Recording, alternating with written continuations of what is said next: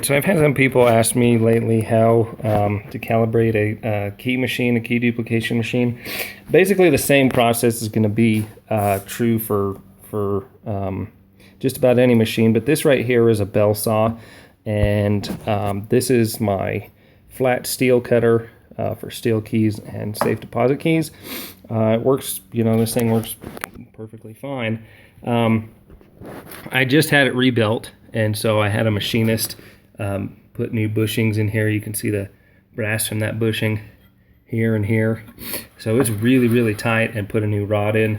And then they also put a new rod and bushings, oil impregnated brass bushings and stuff in here too. So this machine is super, super tight right now.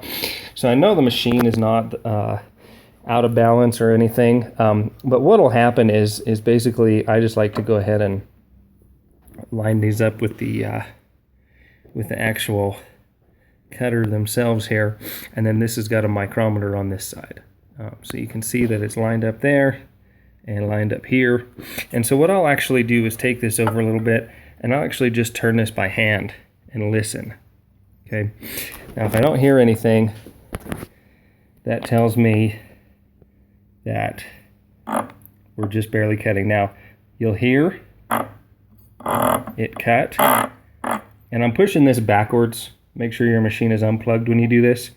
I'm pushing this backwards against the rotation of the teeth. Let's see if I get some light shit on it. And you'll hear that this cutter is actually out of round. You'll hear that's the high spot, that's the low spot.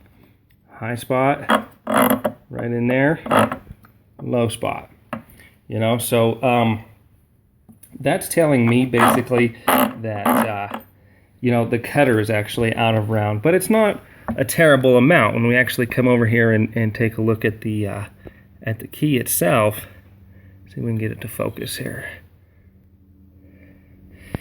You'll notice that it doesn't really take a whole bunch out of it. It's just barely grazing the top, and it's not even really a cut. You can barely feel it. So that's really the way I do it, is just do that by hand.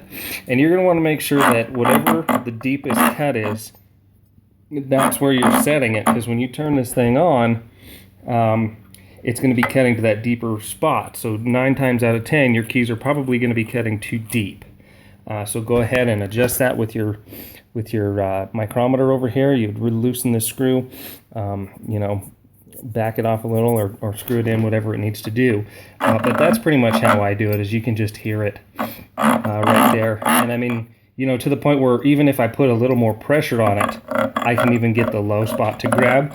So it's just going to matter of how much pressure you put on it and how precise you're trying to be. I would rather have a key just a tiny bit high than just a tiny bit low. So, you know, make sure that you set your machines up properly, and they'll go ahead and work with you and produce a better key. So for more information, check out the website below.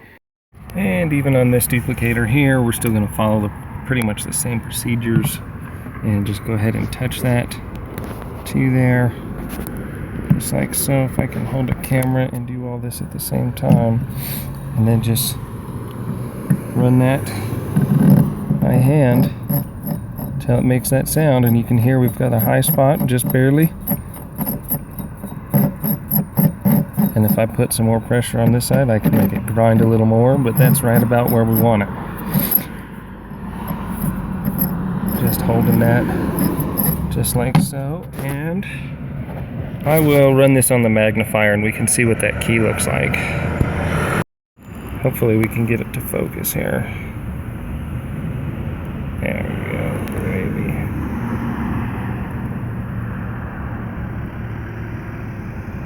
We can get it to focus.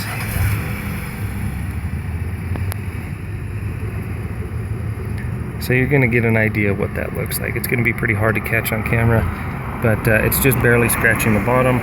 Once again, you can't even notice it with the thumbnail.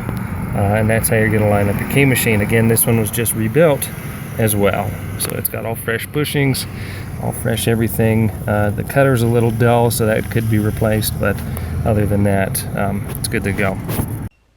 Hey guys, it's the end of the video. You know, help me out and help me help you out. Right below the description box right here is a red subscribe button. Subscribe to me, and then you're going to get the latest and greatest information that I put out. Sometimes it applies to you, sometimes it doesn't.